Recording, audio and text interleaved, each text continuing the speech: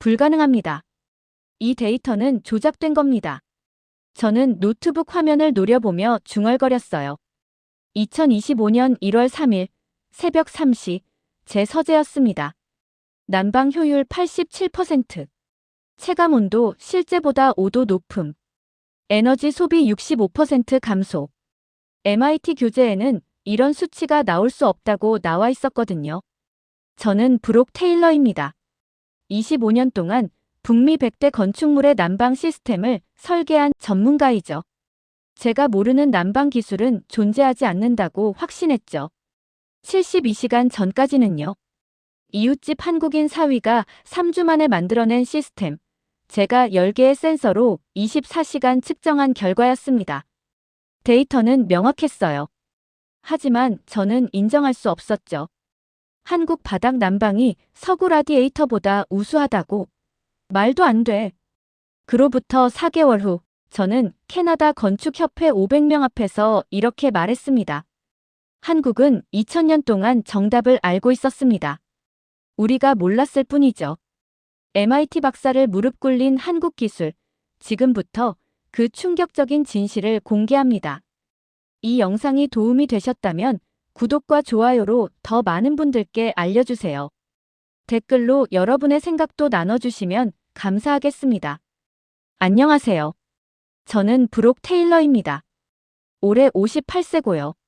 매사추세츠 공과대학, 그러니까 MIT에서 건축공학 박사 학위를 받았어요. 1997년에 졸업했으니까 벌써 28년 전이네요. 전공은 연력학과 에너지 효율 시스템이었습니다. 졸업 후 바로 보스턴의 대형 건축 컨설팅 회사에 입사했어요. 거기서 10년 동안 일했죠. 주로 대형 상업 건물의 난방 시스템을 설계했습니다. 은행 본사, 쇼핑몰, 병원, 대학교 캠퍼스까지요. 제 손을 거친 프로젝트가 50개가 넘었어요. 2007년에 독립했습니다. 제 이름을 건 컨설팅 회사를 차렸죠. 테일러 에너지 솔루션스라고요. 북미 전역에서 일감이 들어왔어요. 토론토에서 시애틀까지, 뉴욕에서 밴쿠버까지요. 저는 바쁘게 미국과 캐나다를 오가며 일했습니다. 제가 설계한 건물 중에는 꽤 유명한 곳도 있어요. 토론토 금융센터 30층짜리 빌딩이요. 거기 난방 시스템을 제가 설계했어요. 시애틀의 IT 단지도 제 작품이고요. 보스턴 메디컬 콤플렉스, 거기도 제가 했습니다. 북미 난방협회에서 3번 상을 받았어요. 2010년에 최우수 에너지 효율상, 2015년에 혁신 설계상, 2019년에 평생 공로상까지요. 동료들은 저를 난방의 마이다스라고 불렀습니다. 제가 손대면 건물이 따뜻해진다는 뜻이었죠. 솔직히 말하면 저는 자부심이 강했어요. MIT 박사 학위에 25년 경력, 3번의 수상 경력까지요. 북미에서 제 수준의 난방 전문가는 손에 꼽혔거든요. 저는 제 지식과 경험을 확신했습니다. 난방은 과학이에요. 연력학 제1법칙, 제2법칙에 따라 움직이죠. 에너지는 창조되지도 소멸되지도 않아요. 다만 형태가 바뀔 뿐이죠. 열은 항상 뜨거운 곳에서 차가운 곳으로 이동해요. 이건 절대적인 물리 법칙입니다. 저는 이 법칙을 바탕으로 시스템을 설계했어요. 보일러 용량 계산, 파이프 직경 선정, 라디에이터 배치, 단열재 두께 결정까지요. 모든 게 수식과 공식으로 정해져 있었죠. MIT 시절 교수님이 항상 강조하셨어요. 공학은 예술이 아니다. 과학이다. 감정이 아니라 데이터로 말해라. 저는 그 가르침을 25년 동안 신념처럼 지켰습니다. 그래서 저는 직감이나 감으로 일하지 않아요. 모든 결정에는 근거가 있어야 했죠. 측정 가능한 데이터, 검증된 공식, 신뢰할 수 있는 이론이요. 그게 제 강점이었습니다. 2015년에 큰 변화가 있었어요. 캐나다 엘버타주 에드먼턴으로 이사한 거예요. 아내 고향이 거기였거든요. 아내가 어머니를 돌봐야 한다고 해서 저도 따라갔죠. 보스턴에서 에드먼턴으로요. 에드먼턴은 캐나다에서도 가장 추운 지역 중 하나예요. 겨울이 정말 혹독해요. 11월부터 3월까지 5개월 동안 영하 기온이 계속됩니다. 평균 기온이 영하 15도에서 20도예요. 한파가 오면 영하 35도, 40도까지 떨어지죠. 올해 1월에는 영하 42도를 기록했어요. 바람까지 불면 체감온도는 영하 50도가 넘습니다. 그 추위가 어떤 건지 아세요? 밖에 5분만 있어도 손가락 감각이 사라져요. 10분 있으면 동상 위험이죠. 차 시동도 안 걸려요. 배터리가 얼어붙거든요. 수도관이 터지는 건 일상이에요. 그래서 에드먼턴 사람들은 난방에 목숨을 걸어요. 집이 따뜻하지 않으면 생존이 위협받으니까요. 겨울 5개월 동안은 집 안에서 대부분의 시간을 보내야 해요. 제 집도 물론 라디에이터 난방이었어요. 2층짜리 단독주택이었죠. 1995년에 지어진 집이라 꽤 오래됐지만 구조는 튼튼했어요. 거실, 주방, 침실 3개, 욕실 2개로 구성된 전형적인 캐나다 주택이었습니다. 보일러는 천연가스를 썼어요. 각 방마다 라디에이터가 설치돼 있었고요. 온도 조절기는 거실에 하나, 2층에 하나 있었죠. 제가 직접 시스템을 점검하고 최적화했어요. 전문가니까요. 그런데도 집이 춥다고 느꼈어요. 온도계는 22도를 가리키는데 체감은 17도 같았어요. 특히 바닥이 얼음장이었죠. 양말 2켤레 신고 실내화까지 신어야 했어요. 그래도 발이 시렸어요. 아침에 일어나면 이불 밖이 너무 추웠어요. 화장실 가는 게 고역이었죠. 타일 바닥이 얼음처럼 차가웠거든요. 샤워하고 나와서도 빨리 옷을 입어야 했어요. 금방 추워지니까요. 거실에서 TV를 볼 때도 담요를 덮었어요. 라디에이터는 따뜻한데 바닥에서 올라오는 냉기가 발을 시리게 했거든요. 아내는 늘 두꺼운 슬리퍼를 신고 다녔어요. 난방비도 부담이었어요. 겨울 5개월 동안 매달 $500 정도 나왔어요. 한국 돈으로 거의 70만 원이죠. 5개월이면 350만 원이에요. 적지 않은 돈이었지만 어쩔 수 없다고 생각했어요. 에드먼턴의 겨울이 원래 그러니까요. 저는 에드먼턴에 정착하면서 난방 컨설턴트로 계속 일했어요. 주택 프로젝트가 줄을 이뤘죠. 에드먼턴 주민들은 모두 같은 고민을 했습니다. 난방비가 너무 비싸요. 집이 왜 이렇게 안 따뜻해요? 저는 자신 있게 대답했어요. 라디에이터 시스템을 업그레이드 하세요. 최신 보일러로 교체하고요. 단열재도 보강하십시오. 그게 최선입니다. 북미에서 쓰는 라디에이터 난방은 이렇게 작동해요. 보일러에서 물을 데워요. 뜨거운 물이 파이프를 통해 각 방의 라디에이터로 가죠. 라디에이터가 열을 방출하면서 공기를 데워요. 데워진 공기가 대류 현상으로 방 안을 순환하는 겁니다. 이 시스템의 열효율은 대략 50%예요. 보일러에서 만든 열의 절반은 파이프를 지나가면서 손실돼요. 나머지 절반도 공기를 데우는 과정에서 천장으로 올라가 버리죠. 그래서 실제로 사람이 느끼는 따뜻함은 30%도 안 돼요.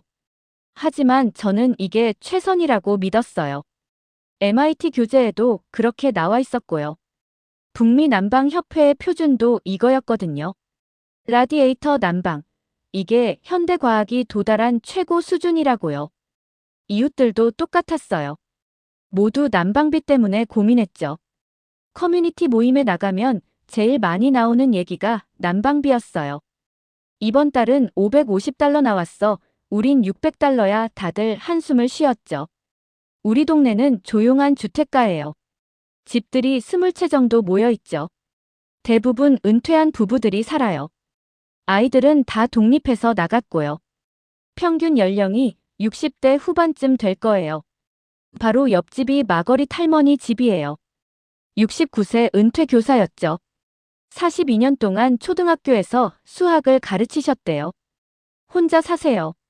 남편 톰은 10년 전에 암으로 돌아가셨고요. 마거릿은 좋은 분이에요. 조용하고 품이 있으시죠. 정원 가꾸기를 좋아하세요. 여름이면 장미가 정말 예쁘게 피어요. 겨울에는 저희처럼 집에서 대부분의 시간을 보내시죠. 그런데 요즘 마거릿 씨 많이 힘들어 보였어요. 계단 오르는 게 힘들어 보이더라고요. 한 걸음씩 천천히 난간을 꼭 잡고 올라가셨어요. 무릎 관절염 때문이었어요. 20년 동안 앓고 있다고 하셨죠. 겨울이면 더 심해지신대요. 추운 날씨가 관절에 안 좋거든요. 마거릿은 진통제를 하루에 3번 드셨어요. 그래도 통증이 완전히 사라지진 않는다고 하셨죠. 딸 수진이 가끔 놀러와요. 35살쯤 돼 보여요. 5년 전에 한국 남자랑 결혼했다고 들었어요. 준노라는 이름이었죠. 저는 한두 번 인사만 나눴어요. 조용한 청년이더군요. 2024년 12월 5일이었어요.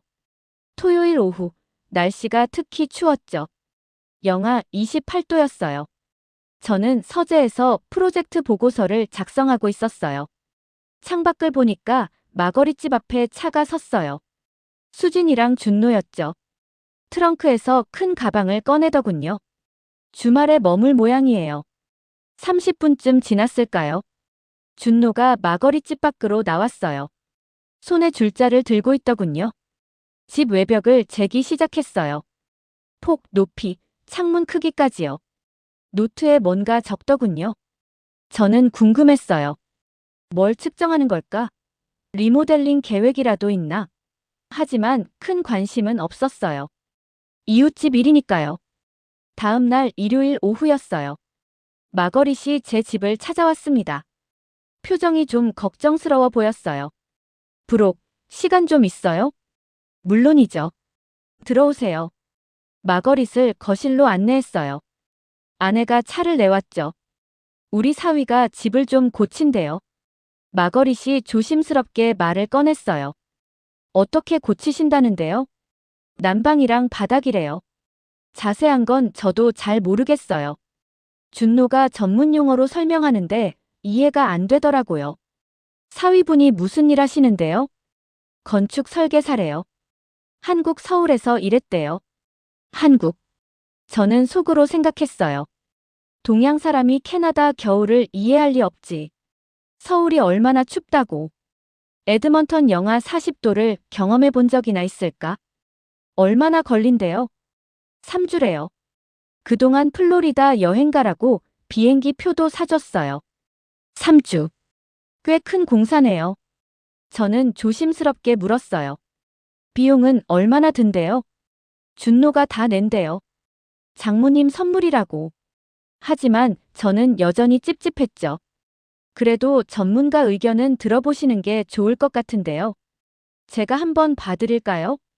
그래 주시면 정말 고맙죠. 마거릿이 돌아간 후 아내한테 말했어요. 여보, 마거릿 집 공사 좀 이상해. 왜? 뭐가 이상한데? 한국 사람이 캐나다 난방을 고친대. 말이 돼. 아내가 눈을 굴렸어요. 당신은 왜 맨날 그래? 한국 사람도 건축 전문가잖아. 아니, 그게 아니라 기후가 완전히 다르잖아. 서울이랑 에드먼턴이 같아. 영하 40도 추위를 서울 사람이 이해하겠어? 아내가 한숨을 쉬었어요. 당신은 왜 항상 부정적이야? 저는 진지하게 대답했어요. 부정적인 게 아니야. 현실적인 거지. 난방은 장난이 아니야. 잘못하면 겨울에 얼어 죽을 수도 있어. 12월 10일 화요일이었어요. 점심 먹고 있는데 밖에서 트럭 소리가 들렸어요. 창문으로 보니까 큰 화물차가 마거릿 집 앞에 섰더군요. 저는 커튼을 살짝 젖히고 관찰했어요. 트럭 뒤에서 나무 상자들이 내려졌어요. 크기가 제각각이었죠. 작은 건 50cm 정도, 큰 건 2m는 넘어 보였어요. 개수를 세어봤어요. 12개였어요. 저는 의아했어요. 난방 수리에 저렇게 많은 자재가 필요한가? 보일러 교체라면 상자 2~3개면 충분한데. 파이프 교체라면 길쭉한 상자 몇 개면 되고요. 준노가 나와서 상자들을 확인하더군요. 하나하나 열어보고 사진을 찍었어요. 그리고 핸드폰으로 누군가에게 전화를 걸었죠. 멀리서 봐서 무슨 말인지는 안 들렸지만 진지한 표정이었어요. 1시간 후 준노가 우리 집 초인종을 눌렀어요. 저는 문을 열었죠. 안녕하세요. 준노라고 합니다. 준노가 손을 내밀었어요. 악수를 하면서 봤는데 손이 거칠더군요. 현장 일을 많이 한 손이었어요. 브록 테일러입니다. 반갑습니다. 장모님한테 들었어요. 난방 전문가시라고요. 네, 25년 정도 했습니다. 준노가 공손하게 물었어요. 혹시 시간 되시면 저희 공사 좀 봐주실 수 있을까요? 전문가 의견이 필요해서요. 저는 속으로 웃었어요. 역시 아마추어구나. 전문가 도움이 필요하다는 거잖아.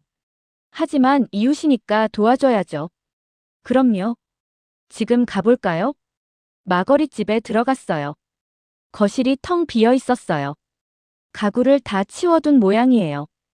바닥에는 청테이프로 선이 그어져 있었죠. 준노가 설명했어요. 바닥을 전부 철거할 겁니다. 전부요? 왜요? 단열이 안 돼 있어서요. 밑에 습기도 있고요. 저는 고개를 끄덕였어요. 그건 맞는 말이에요. 오래된 집들은 바닥 단열이 부실하죠. 그래서 새로 단열재를 깔 거예요. 그리고 난방 시스템도 바꿀 겁니다. 보일러를 교체하시나요? 아니요. 보일러는 그대로 쓰고요. 방식을 바꿀 거예요. 방식을 바꾼다? 저는 의아했어요. 라디에이터 말고 뭘 쓴다는 거지? 어떤 방식인데요? 준노가 잠깐 망설이더니 말했어요. 온돌입니다. 온돌? 그게 뭔가요? 한국 전통 바닥 난방이요. 바닥에 열을 저장해서 집을 데우는 방식이에요. 저는 웃음이 나왔어요. 바닥에 열을 저장한다고? 그게 말이 돼요? 연력학적으로 불가능한데요. 하지만 준노 얼굴을 보니까 진지하더군요. 농담이 아니었어요. 저는 조심스럽게 말했어요. 준노 씨, 그게 한국에서는 통할지 몰라도 캐나다에서는 힘들 거예요. 여긴 영하 40도까지 내려가거든요. 알아요. 그래서 한국 방식을 캐나다 기후에 맞게 수정할 겁니다. 열 효율이 얼마나 되는데요? 85%에서 90% 정도요. 저는 코웃음을 쳤어요. 85%? 라디에이터가 50%인데 말도 안 되는 소리죠. 준노 씨, 제가 25년 이 일을 했는데요. 난방 효율 85%는 이론상으로만 가능해요. 실제로는 불가능합니다. 준노가 조용히 대답했어요. 직접 보시면 아실 거예요. 저는 더 이상 말하지 않았어요. 젊은 사람이 패기가 있긴 한데 현실을 모르는구나 싶었죠. 집으로 돌아오는 길에 등골이 오싹했어요. 뭔가 잘못되고 있다는 느낌이 들었거든요. 바닥을 전부 뜯는다고요? 85% 효율이라고요? 말도 안 되는 소리였어요. 그날 저녁 저는 인터넷을 검색했어요. 몇 개 자료가 나왔어요. 대부분 관광 정보였죠. 한국 전통 가옥에 대한 설명이었어요. 고구려 시대부터 시작됐다고 하더군요. 2000년 역사라고요. 저는 비웃었어요. 2000년 전 기술이라고? 그럼 구닥다리 아니야? 현대 과학이 발전한 지금 2000년 전 방식이 통하겠어? 자료를 더 읽어봤어요. 바닥 밑으로 뜨거운 공기나 연기를 통과시켜서 돌을 데운다고 하더군요. 그 돌이 열을 저장했다가 천천히 방출한다고요. 원시적이네요. 효율이 떨어질 게 뻔했어요. 열 손실이 엄청날 거고요. 에드먼턴 영하 40도에서는 절대 통하지 않을 거예요. 12월 12일 목요일 저녁이었어요. 집에서 저녁 먹고 있는데 밖에서 이상한 소리가 들렸어요. 쿵쾅쿵쾅. 뭔가 부수는 소리였죠. 창문으로 보니까 마거리집에서 불빛이 새어나오고 있었어요. 밤 9시인데도 작업을 하는 모양이에요. 다음날 아침 출근하려고 나갔다가 깜짝 놀랐어요. 마거리집 앞에 건축 폐기물 컨테이너가 놓여 있었거든요. 안을 보니까 나무 조각들이 가득했어요. 마룻바닥 조각들이었죠. 정말로 바닥을 뜯기 시작한 거예요. 저는 불안했어요. 뭔가 크게 잘못되고 있다는 느낌이 들었죠. 25년 경력으로 장담하는데 바닥 전체를 뜯는 건 재앙의 시작이에요. 그날 저녁 커뮤니티 모임이 있었어요. 월요일마다 동네 주민들이 모여서 차 마시며 수다 떠는 모임이죠. 10명 정도 모였어요. 이웃 캐롤이 말했어요. 마거릿집에서 무슨 일 있어? 며칠째 시끄럽던데. 다른 이웃 데이브가 대답했어요. 리모델링 한대. 한국 사위가 한다던데. 한국 사람이 캐나다 집을 제대로 고칠 수 있을까? 저는 그때 끼어들었어요. 제가 봤는데요. 바닥을 전부 뜯더라고요. 좀 걱정되네요. 캐롤이 눈을 크게 떴어요.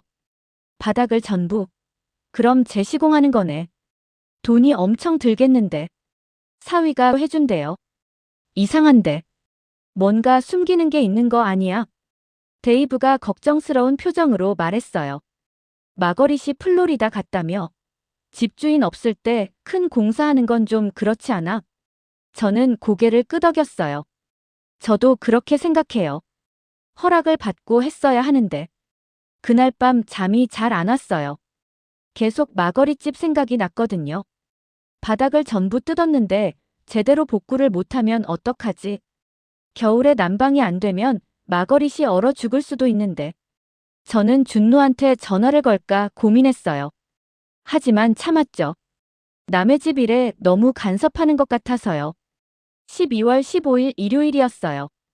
교회 갔다 오는 길에 마거릿집 앞을 지나갔어요. 현관문이 열려 있더군요. 안을 살짝 봤는데 충격적이었어요. 바닥이 완전히 사라져 있었어요. 시멘트 바닥이 그대로 드러나 있었죠. 거실, 복도, 주방까지 전부요. 마치 폭격을 맞은 것 같았어요. 준노가 안에서 작업하고 있었어요. 혼자가 아니었어요.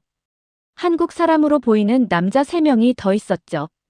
다들 뭔가 측정하고 표시하고 있었어요. 저는 멈춰 섰어요. 정말로 바닥 전체를 제거한 거예요. 이건 단순한 수리가 아니에요.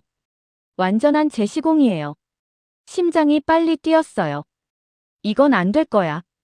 분명히 실패할 거야. 3주 안에 저걸 다시 만들 수 있을 리가 없어. 제가 25년 경력으로 보증합니다. 집에 돌아와서 아내한테 말했어요. 여보, 마거릿집 큰일 났어. 바닥이 완전히 사라졌어. 그래서 3주 안에 복구가 안 될 거야. 마거릿이 돌아올 때 집이 엉망일 거라고. 당신이 왜 그렇게 확신해? 25년 경력으로 아는 거야. 바닥 재시공은 최소 6주는 걸려. 3주는 불가능해. 아내가 한숨을 쉬었어요. 당신 말이 맞길 바라지 않는 것 같아 보이는데. 저는 뭐라고 대답해야 할지 몰랐어요. 아내 말이 맞았어요. 저는 준노가 실패하길 바라고 있었던 거예요. 한국 방식이 캐나다에서 통하지 않는다는 걸 증명하고 싶었죠. 그게 제 자존심을 지키는 길이라고 생각했어요. MIT 박사, 25년 경력이 틀릴 리 없다는 걸 보여주고 싶었거든요. 다음 주 내내 마거릿집에서 작업 소리가 들렸어요. 밤 10시, 11시까지 불이 켜져 있었어요. 준노와 한국 기술자들이 쉬지 않고 일하는 모양이에요. 저는 창문으로 계속 관찰했어요. 트럭이 왔다 갔다 했어요. 자재가 계속 들어갔죠. 시멘트 포대, 긴 파이프들, 이상한 기계들까지요. 12월 20일 금요일이었어요. 퇴근하고 집에 오는데 마거릿집에서 시멘트 타설하는 소리가 들렸어요. 믹서기 돌아가는 소리였죠. 저는 걸음을 멈추고 봤어요. 준노가 콘크리트를 바닥에 붓고 있었어요. 한국 기술자들이 표면을 평평하게 고르고 있었고요. 그게 뭔지 모르겠더라고요. 단열재 위에 콘크리트를 부어요? 왜요? 그냥 마룻바닥 깔면 되는데. 이해가 안 갔어요. 그날 밤 저는 또 인터넷을 검색했어요. 자료가 몇 개 나왔어요. 전부 한국어로 된 사이트였죠. 구글 번역기로 읽어봤어요. 추결층이라는 게 있더군요. 특수 콘크리트로 만든 층인데 열을 저장하는 능력이 일반 콘크리트보다 3배 높다고 했어요. 한 번 데워지면 12시간 동안 열을 유지한다고요. 저는 고개를 저었어요. 말도 안 돼. 콘크리트가 열을 12시간 유지한다고? 물리 법칙에 맞지 않아. 열은 계속 방출되는 거야. 저장할 수 없어. 분명히 과장 광고일 거예요. 한국 사람들이 자기네 기술을 부풀리는 거겠죠. 12월 23일 월요일이었어요. 크리스마스 이틀 전이죠. 저는 마거릿한테 전화를 걸었어요. 마거릿, 플로리다 날씨는 어때요? 정말 좋아요. 따뜻하고 햇살도 좋고 무릎도 덜 아파요. 집 공사는 잘 되고 있어요? 준노가 순조롭다고 하던데요. 사진도 몇 장 보내줬어요. 사진 좀 보내주실 수 있어요? 제가 전문가 입장에서 봐드릴게요. 그래요? 고마워요. 지금 보낼게요. 1분 후 문자로 사진이 왔어요. 3장이었어요. 첫 번째 사진. 바닥에 은색 비닐 같은 게 깔려 있었어요. 방습층인 것 같았죠. 두 번째 사진. 노란색 단열재가 깔려 있었어요. 두께가 꽤 두꺼워 보였어요. 10cm는 넘을 것 같았죠. 세 번째 사진. 회색 콘크리트 위에 파이프들이 깔려 있었어요. 뱀처럼 구불구불하게요. 빨간색 파이프와 파란색 파이프가 번갈아 가며 배치돼 있었어요. 저는 사진을 확대해서 봤어요. 파이프 간격이 일정했어요. 대략 15cm 정도. 정밀하게 배치한 것 같았어요. 마거릿한테 답장했어요. 사진 잘 봤어요. 작업은 깔끔해 보이네요. 하지만 효과는 두고 봐야 할 것 같아요. 저는 여전히 의심스러웠어요. 사진으로 보기엔 그럴듯해 보여요. 하지만 실제로 작동할까요? 영하 40도에서요? 크리스마스가 지나고 새해가 왔어요. 2025년 1월 1일이었죠. 마거릿이 돌아오는 날이에요. 저는 아침부터 초조했어요. 오늘 진실이 드러날 거예요.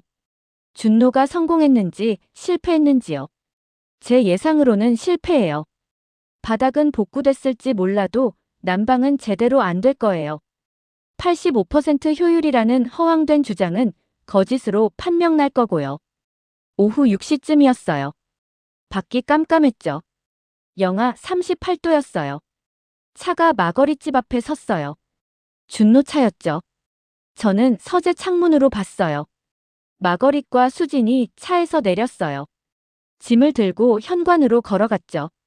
마거릿이 문을 열고 들어갔어요.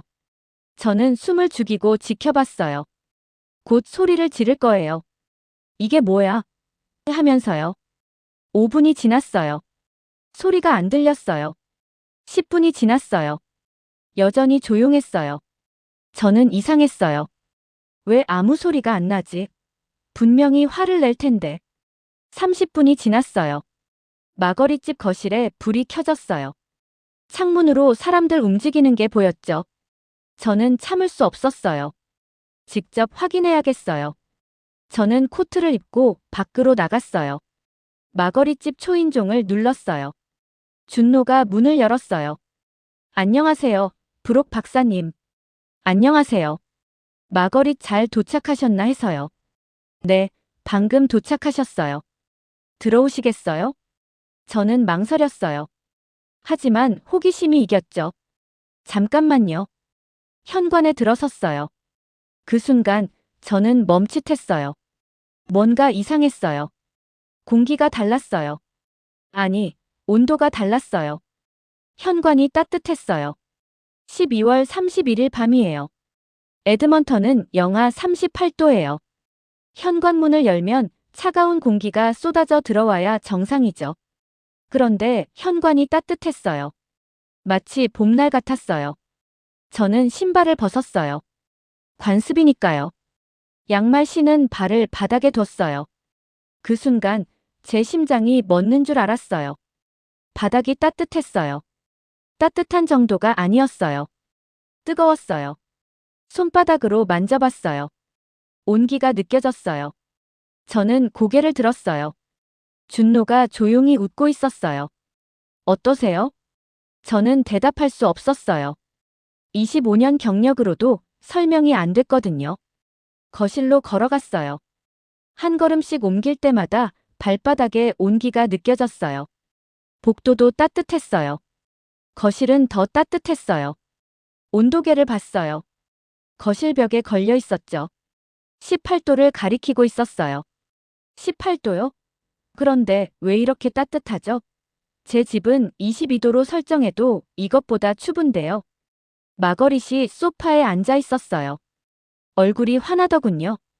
브록, 이것 봐요. 바닥이 따뜻해요. 저는 주저앉아 바닥에 손을 댔어요. 확실했어요. 온기가 계속 올라오고 있었어요. 주머니에서 소형 온도계를 꺼냈어요. 항상 가지고 다니는 거예요. 바닥 표면에 갖다 댔죠. 28도. 바닥 표면이 28도였어요. 저는 믿을 수 없었어요. 실내 온도는 18도인데 바닥은 28도라고요? 준노가 옆에 섰어요. 온돌은 복사열이에요. 바닥에서 직접 열을 방출하죠. 공기를 데우는 게 아니라 사람을 직접 데우는 거예요. 저는 일어섰어요. 머리가 혼란스러웠어요. 잠깐만요. 이건 말이 안 됩니다. 연력학 제1법칙에 따르면. 준노가 조용히 말했어요. 박사님, 한국은 2000년 동안 이걸 해왔어요. 물리 법칙을 거스른 게 아니라 더 효율적으로 활용한 거예요. 저는 아무 말도 할 수 없었어요. 제 모든 이론이 흔들리고 있었어요. 25년 경력이 한순간에 무너지는 기분이었어요. 집으로 돌아왔어요. 아내가 물었죠. 어땠어? 저는 소파에 주저앉았어요. 믿을 수 없어. 바닥이 따뜻했어. 정말로 따뜻했다고. 그날 밤 저는 잠을 잘 수 없었어요. 계속 마거릿집 바닥이 생각났거든요. 새벽 3시에 일어났어요. 서재로 가서 노트북을 켰어요. 온돌에 대해 다시 검색하기 시작했어요. 이번에는 진지하게 읽었어요. 학술 논문도 찾았어요.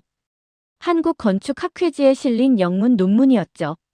읽으면 읽을수록 놀라웠어요. 온돌의 열효율이 정말로 85%에서 90%라는 연구 결과가 있었어요.